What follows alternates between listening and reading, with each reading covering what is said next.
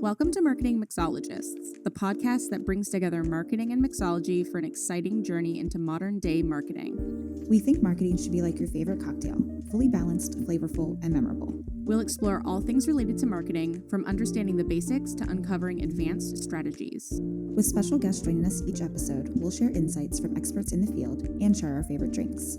Whether you like it shaken or stirred, grab your favorite beverage and join us as we learn more about how powerful marketing can be when mixed well. Cheers! Okay, everyone. Today we have the CMO of Port Knox joining us, ML. So glad to have you here, ML. If you'd like, can you just give a brief introduction of yourself and what you do over at Port Knox? Well, I head marketing over at Port Knox. I have a very small team for a hypergrowth company. We're in cybersecurity. Prior to Port Knox, I have many years of experience in B2B marketing, mostly in growth, demand gen, and product marketing-ish. I would say it's all one team. And I'm looking forward to discuss with you about the topic you have lined up for me. Yes, awesome. Thank you so much. So today we're going to dive in kind of to the storytelling and marketing and how to create compelling narratives. So first, if you could just give me a little bit of an overview on why you think humans are naturally drawn to stories. Well, I think it's natural. I just, on my own, just even before I joined, did some marketing, read a lot of books. I think I have a personal connection to it. I think it's the human nature to hear things through stories. We connect to it. We have emotional connection. We have feelings about it, but we also rationalize things and understand things through metaphor, stories, and things like that. So to me, even in my marketing, even in very dry data-driven dimension, it's all about the story. So how you tell it, what are you trying to tackle? And I have quite often approached it this way, and I see it in varied areas of applying that storytelling to how people react to it through you know emotions, how our brain works, and it's very powerful, I believe. So it's if you're in a data more driven area like I have throughout my career, I've always given priority of, if not the story, at least how that story just stem through the tagline and the subhead and the copy, and what do we want to tell our audience at all times, even for very transactional, you know click and buy type of story. It is very important, actually even more important in this case, to have built the story and have built up the momentum through content they've already consumed. So it's true for B2B. I started in the consumer world in my career and brought this into the B2B world. And now as a CMO, I give a lot of importance in writing, in what we tell our audience, how we connect with them through those stories, actually, because it does help. What's my affinity, which is the data side of things. We have tested a lot of different copy, a lot of ways to tell stories. There are things that viscerally make your audience act, but you need to understand what's really driving, their emotions, and what's driving their action in this case. Does that make sense? Yeah, absolutely. So obviously, storytelling is really important to humans. It's important to cultures. It piques our interest. There's a lot that we connect with. So what do you think is a notable example of effective storytelling in like one particular marketing campaign?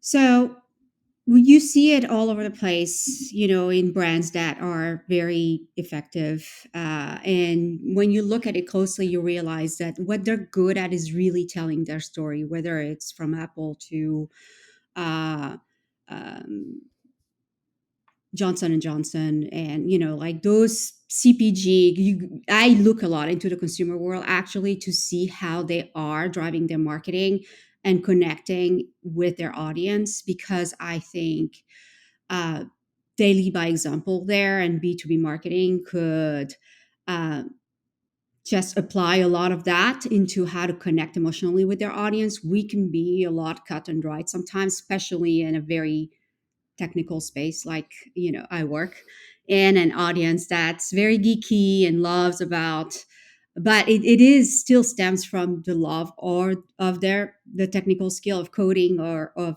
talking the way they talk. So what I'm going to tell you is more of a story that didn't resonate and really backfired recently. I don't know if you've heard of Creed as a perfume brand that for years and decades have gone through being famous for their long history and past, and how they were making perfume for the king to spread their gloves, and this is what that perfume smelled like, and that's they had recreated it and kept the tradition. And it come out that a book came out last year, I think 2022, that this was all fake, and being authentic is part of telling a good story. And there's a huge backlash against the brand. So to me, as much as it can be powerful and drive the dream, or of course with cybersecurity software, we're not selling the dream, but we have a lot to tell as a B2B brand to our audience. Are we telling them about success, peace of mind? Um, can they be the hero? Because now they have a way to prevent cyber attacks. Even they're not 100%, but they're very scary. This world is very scary, and we can talk through sort of the three emotional connection that you need to bring to build with your audience. But authenticity is always has to be true. Like, it's underlined. You have to be true to self. You have to decide when you launch a company, or when you start a job at a company, what is the voice you want to tell? What is story you want to tell? Is it a founder brand? Is it, about the love for solving problems and being genuine about it, and having the experts who of the field who are not like me, for example, engineers and people who code and things like that, be your evangelist and tell the story, talk about how customers you know were very satisfied with our product and solve problems. And that's the business I'm in. I solve problems. And so how do you tell those story without just being cut and dry? This is the speed, this is the feed, and this is how it works.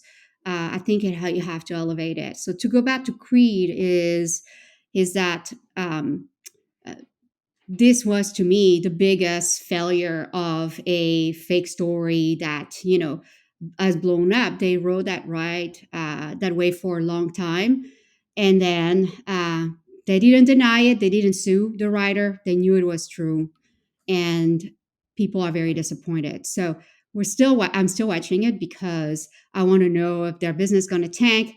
I believe that their product is still good, but how do you recover from that? It's what's interesting to me right now is the consumer still going to go and purchase this dream or fake dream, or knowing it's fake now, or are they going to continue? So maybe next year we'll talk again and and we'll find out. Yeah, maybe we'll have a round two. But yeah, and so I thought the failure tells more about how much a story is important by just this example of like everything collapsing. The internet was going crazy. I mean, I am sure I didn't pull the data that if I look at Google Trends and all that, that was the talk of the year earlier this year. Like, people were still talking about it.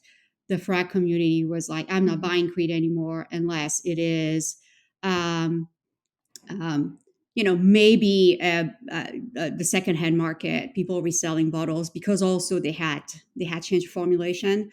So there were a lot. So not only you were not authentic with your story, but now you were messing with the product and making it less valuable. So it is, and it's an example. The luxury brands just tell you that story. Is a Chanel lipstick different than some other half price lipstick? Probably Maybelline, not that kind of, much. yeah. So that tells you, I think this is telling like how important it is. In the B2B space, we don't connect the same way. Like we don't sell luxury, but you have to message and position your company in a way. If you want to sell to enterprise versus small business, you still have to tell the story the way these companies want you to be positioned, or understand your product the way they understand and how you solve their problems. So the story there is extremely important. Like the first thing I did at Pornox is work on positioning, work on how we're going to talk to our audience, and work on the why. Why Pornox? Why do they want to buy us? So let's lay that out. We have a page on our website that says why us, and we decide what tone we wanted to tell that story. We wanted to be approachable. I wouldn't say we toyed with the idea of just making them love our brand, but we realized that love was probably too much for us in the space we are. But we try to find a connection. We wanted to be friendly, easy, approachable. So we made this as part of every piece of marketing we have. Yeah, I think that's incredibly important, is being authentic. Obviously, like, we're talking about marketing, we're talking about B2B software right Yep. now. Mm-hmm. But another, I guess, example of, it's kind of almost the opposite of messing with the perfume, which I'll have to look that up. But one thing I always think back to is when Domino's Pizza rebranded. This was an example that was used a lot in visual communications when I was in Mm-hmm. college. And basically, they were known as being like the worst pizza, like the fakest, grossest cheese, the fakest, Yep. grossest sauce, like cardboard crust. They were known for all these things. And they had this series of ads. And I think the first one that I remember was, it was like a focus group talking about how bad Domino's is. And they're showing Mm-hmm. like, oh, it's disgusting. Like their ingredients are fake. Their cheese is fake. Like they don't use real vegetables. And then they break the walls down of the focus group and they're all on a farm. And it's the farm that Domino's now sources from to get their milk and to get Oh. their vegetables, their grains. So they're like, we listened. You guys all said our pizza sucks. Here's what we're going to do to make our pizza actually good and actually authentic. And obviously that's like, again, a consumer product. It's a little bit different than what we're Yeah. talking about here, but telling people how, like, reminding people that you're listening, you're authentic, you're very interested in like what their needs are and what their perspective is, and taking that into consideration when you're marketing your product can make all the difference. Because it's like what you said, if you're just telling people these are the statistics, do with it what you want, nobody's going to feel any emotional connection to your product or to your brand, because They're not. why would they? They're just like, okay, Why I'm gonna would go look at they? stats somewhere else. Like Right. maybe someone has a better stat than you, let's say, but how is it gonna collectively, holistically make a difference for that consumer versus maybe something else that's a little cheaper or something else that has one area you don't? Like, why holistically are you more important? And I think marketing can be, the thing that pushes people in that direction, for sure. And in B2B, it's not to be ignored. You could play one element of the storytelling. I mean, I remember it earlier this year, and that resonated with me a lot because that's how I look at storytelling. There are really three elements. How do you touch your brain chemistry by storytelling? And there are three drivers. They're the chase, right? It's the dopamine effect. There is the fear. It's um, cortisol, and there is the love or the connection, the oxytocin, and you have to have element of all three. And to me, I was like, yes, this is exactly how I approach it. That helps you also connect with your dark funnel. Like we talk a lot about this right now. Things get a lot harder in B2B to drive demand, right? It's less effective. You need to build your brand. It takes a lot of money, but storytelling can allow you to just connect to your audience through those three. And you can pick to do one. Let's say you do fear, you do a lot of food stories. If you don't do this, the world's going to end. Your network's going to go down and you're going to lose all this money and you're going to be victim of cyber attacks. And, in my world, it's very prominent.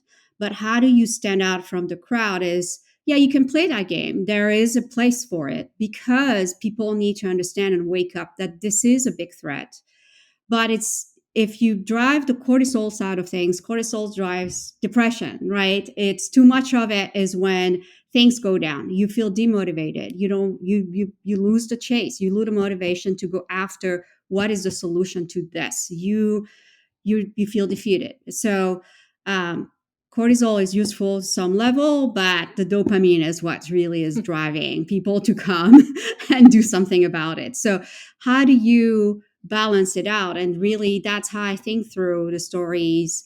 And that was really a good session that I attended with the group of community of CMOs that we have. And I thought that was really revealing to me because it's exactly my scientific brain just tends to try to see like, how do I connect to all this? And it's exactly that. It's inherent in our own chemistry, and you can play with that without being inauthentic and trying to play it so much like social media is right now. It's to like you get to get the clicks, to get the engagement, but still telling the truth and knowing that if you don't have those three elements of building connection with your audience, the oxytocin, the love, the building friends that they feel they're part of a community, but also a little bit of cortisol, a little bit of dopamine, like the fear and the chase. It's all these three elements need to be there. And you can access your dark funnel through that. If they found you and they read you, they don't engage yet, but they know, they feel like you're telling them something relevant that they can identify to. That is very powerful. Yeah, I definitely think that's a nice way of looking at it versus just be like, how do I connect emotionally with this potential, or let's say persona? But I like the idea of taking those three like solid metrics of brain chemistry and being like, how do I combine these? Like, what aspect of my story do I add to each chemical here to create something that's actually going to excite people? Because you don't want to be all like, your computer's going to shut down, everything's going to be terrible unless you download our product. Like, no. Yeah, Like, and there are campaigns that. we have that say that, but they are in a certain mindset, right? They are already in a runaway type of thing. Like, I have this problem; it's a burning issue. My network's going to go down. Like, how do I fix it? And they try to find us. Like, you can find us here. This is, cyber attacks are terrible and all that stuff. We can help you. But it stems around the pain still, which I'm a big proponent of pain messaging, because we tell a story around how they feel. And talking about pain marketing is actually something that connects to what I just said. Is one way of doing it. It make them feel understood, that we could be in their shoes, and we know how difficult it can be to deploy this other solution. So we have an easier way to do that. Or, hey, we know you spend your weekends sometimes working because you need to get an upgrade done, because you can't work on you can't wait until Monday. um, well, we're doing that for you because we're in the cloud. And so how do we just tell the story, those connect the features and speeds and feeds to their day to day? Back in the day when I was starting in B2B, the day in the life of a IT professional was all the rage, right? And it was just for that reason. It connected with the audience. We don't see these anymore around, but they were powerful at the time. Like, I think people have forgotten about what those were. But a lot of people were doing the day in the life of a sysadmin, or because we needed our audience to understand that we understood them. And I think it was a good way to build connection with them. Yeah, definitely. I love watching day in the life videos. In fact, I actually did one for Uncommon one time for our social media. At the time, they were not done on video. It was long, like ebooks, like we call them, and things like that. Yeah, videos are even easier now. You can just build a movie, a scenario. And we had prior employer I had a whole video team that built stories, things that were funny. That's another way to connect to your audience, right?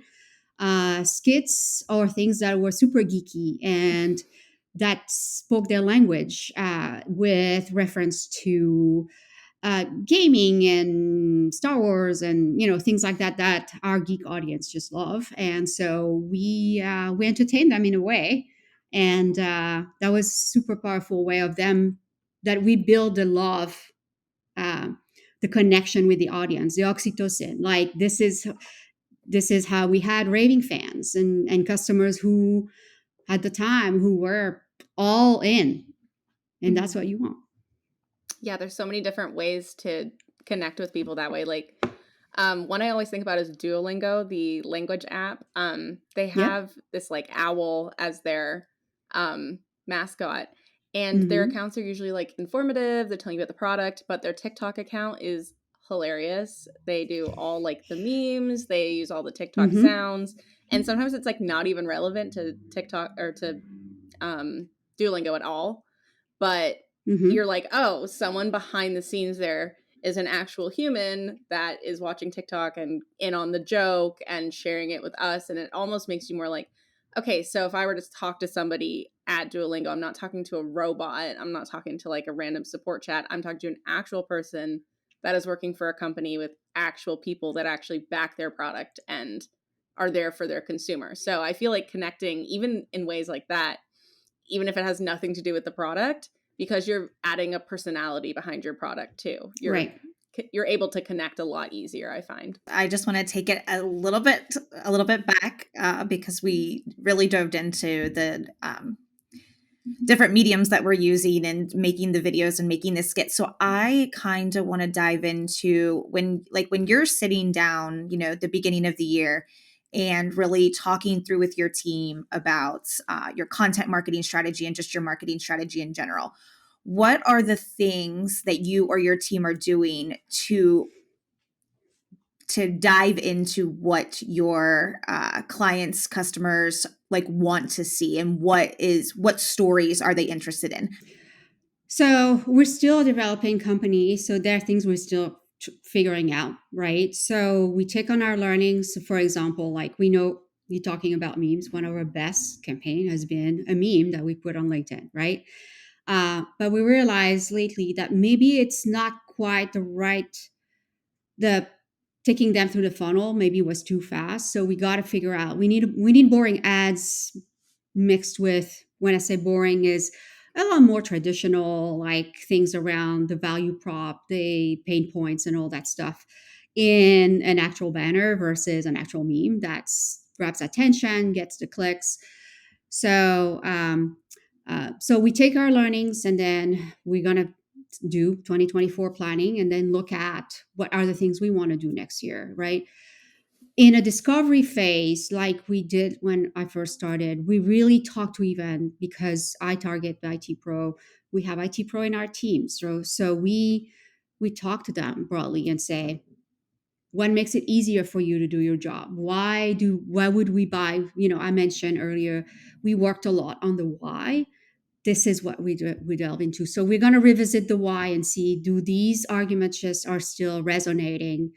Are we adding feature now that maybe change the paradigm a little bit?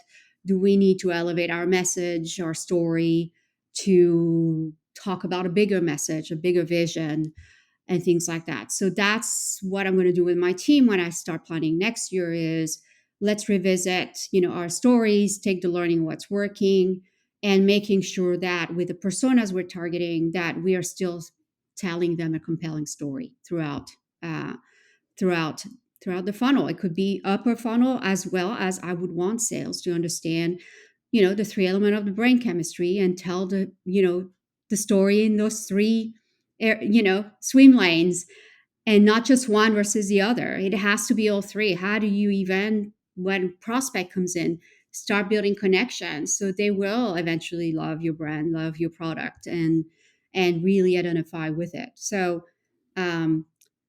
that's how I'm going to sit down with my team for next year and just look at what we've done this year, what worked really well, what resonated, but also how we could put those stories even in more areas. We didn't do a lot of case studies in the last year. It was a lot harder to just get customers to to talk to us. But we're going to push a little more about that, because case studies, also customer stories, are very important. So how do we get that more? We are, collecting data. We just did a survey of what, the experience of purchasing through us was, and whether they bought or not, what was compelling versus what was not. So we try our best with a small team to just collect these data points, and use that to enhance, evolve into our story for the month, the quarters, and the year to come. Yeah, I'm curious if you've read The Story Brand by Donald Miller and have gone through any of Yeah. his story branding templates, because I think they're really great, especially if you are working in an industry where you're targeting multiple Mm-hmm. audiences, and really being able to come up with kind of that hero aspect for each one of your target audiences. But I think that's always a great That's right. exercise to go That's through. right. Yes. And we are trying to just build up our brand around, just like, how do we want even to connect really in a more meaningful way with our customers. So the story brand framework is very useful for that. And just position the story around, what type of hero are you going to be? how do Right. we want to how do we want to showcase, just put on that, pedestal, that customer, in terms of them winning the hearts and minds of their colleagues, about our products, and just becoming champions for us. So we need to tell those stories even better than we do today, and we are constantly evolving. And I'm not saying we're perfect now, but our business has changed quite a bit also in the last year. So we try to keep up with it, and I think we've done so far, uh, you know, a very good job at least get to these first steps, very successfully. Can you just share some tips, or maybe some do's and don'ts for anyone listening when they are, trying to create a compelling message for their audiences? Yeah, so it's pretty easy to me, and we touch upon that, especially on the do's, right? Be authentic, speak with your audience voice, um, so you can make connection through that, their language, their tone, all that. And tell stories that addresses the pains or the effects of a better world. Like I say, are you making their job better? Like, tell those stories. So be authentic, and just have a bigger vision on what you want to say in your stories, even if it sounds like this blog post is kind of a benign story about how we solve network security issues. Like, it still has to be ingrained with the right tone, the right way of saying it, and be entertaining in a way. Like, don't worry about, um, sometimes be tongue in cheek, and just do things. Nowadays, it's harder because you get called out on everything. You got to be careful, Hmm. but you can be respectful, and just still, use a pun every once in a while, or things like that. Just take it lightly, and ride that wave. I think it's important. The don'ts are just the opposite, and also, just don't lie. There's no there's no point. You'll be called out. You'll be found out. um, don't lie about the product, what it does. I am very lucky to always work at a company that had great products, and so it's so much easier to praise them, and to just want to share that to the world. Right. But if there are shortcomings, just don't lie about it. It's not worth it. The other thing is, don't pretend your product is doing things that it's not doing, or things along those lines. So to me, the don'ts are more around, not connecting with your audience through the tones, but also, um, um, just not being as authentic. I think a mistake we often make also is not being, consistent, and just say one thing one way and another thing one way, or tell different stories, and it's confusing. And so if you have multiple personas within your buying, uh, audience, then address them, very specifically in a way you want to, but be clear on who is this for. But don't mix it up. Just be careful that, things that are for the C-level CIO, is understood to be for them, and is a topic that they will connect with and engage with, versus pretending that an engineer needs to understand these things and this is for them. They may read it, but it's just not intending for them. But showing or signaling that you understand these problems as well could be also powerful. Great. Well, thank you so much, ML, for all of your insight on the storytelling today. We're really excited to have you on. But before we let you go, we have a few things to ask you. First, if any of our listeners wanted to find you or reach out to you, what is the best way to get in contact with you? So LinkedIn is probably the best. So on my LinkedIn, I go by my full name, which is Marie Laure Carvalho, Marre-Laure, Carvalho. And I know that is kind of a long name. That's why I go by ML. But if you are connected to someone I know, or just connect with me, and then if you have any questions, let me know. Follow me on LinkedIn. And otherwise, you can follow Port Knox and see what we're doing there, and find out. Now, of course, um, you're not the if you're a marketer, you're not quite the audience for for our content. So be kind, but we try to be as geeky as we can. Awesome. Thank you. And we will link all of your links in our show notes as well. Great. So, the very important question, which we have to ask, of course, is what is your favorite cocktail, or your favorite cocktail right now? So it's about 105 degrees right now in Austin. Oof. And I usually, when I need something very refreshing, I go to a cocktail called Porto Tonico, which is tonic port wine, I guess. And so I want to show you the bottles that I have here. I mix about 3 ounces of port wine, but the white kind, not the Ooh. red kind. I've never had the It's white a lot. kind. It's a lot drier, and just grab a glass with ice cubes and a tall glass, so about 3 ounces maybe. I put more tonic than I put port for me, but it's up to you.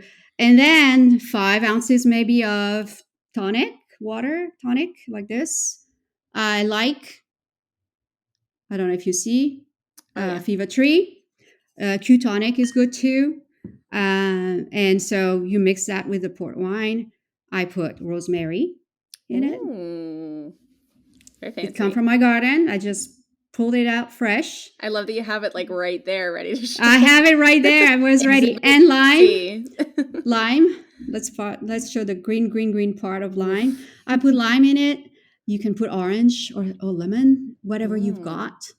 And it depends on what you like in with your tonic. If your tonic is more, it's very strong in juniper, but it can work with berries. You can put berries in it. And so, to be honest, mint and berries work too. But I like it with these two.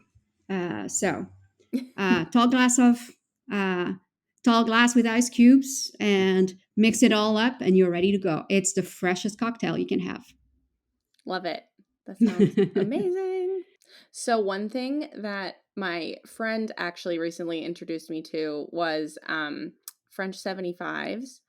So it's like gin, champagne, lemon juice, and I'm trying to remember what else is in there. Probably I've had sparkling it, water. I think. It's really good. I do love gin. I love the like juniper taste and combined with a little lemon. It's very refreshing, and I feel like every cocktail I've mentioned in every episode we've recorded so far, not necessarily been released, but I've mentioned something with lemon and something with champagne. It just seems to be my like combo. I don't think you can hate on that.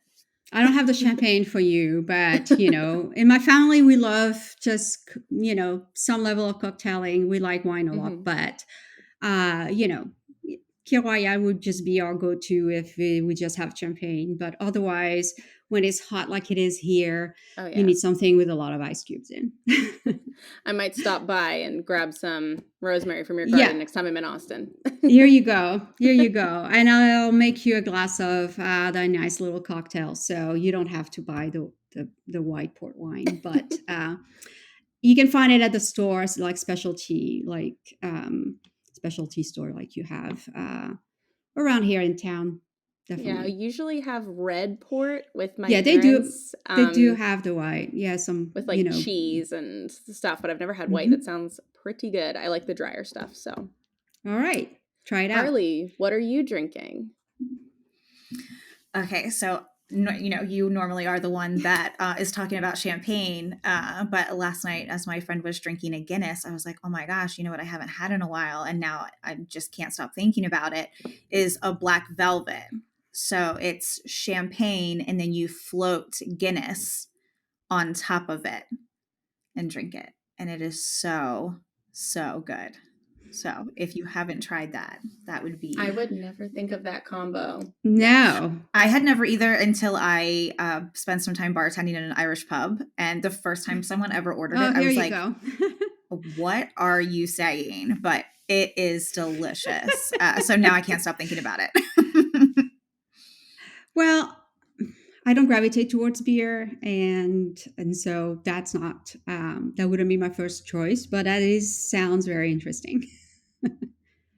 I do like putting Guinness on vanilla ice cream. It's really good. I know it's like a weird combo. Somebody told me to do that one time, and it's delicious. Wow. Thanks for joining us on this week's episode. Tune in next time for another special guest and, of course, more cocktails. Don't forget to grab your favorite drink and follow us on Instagram and TikTok at Marketing Mixologists Pod. Cheers.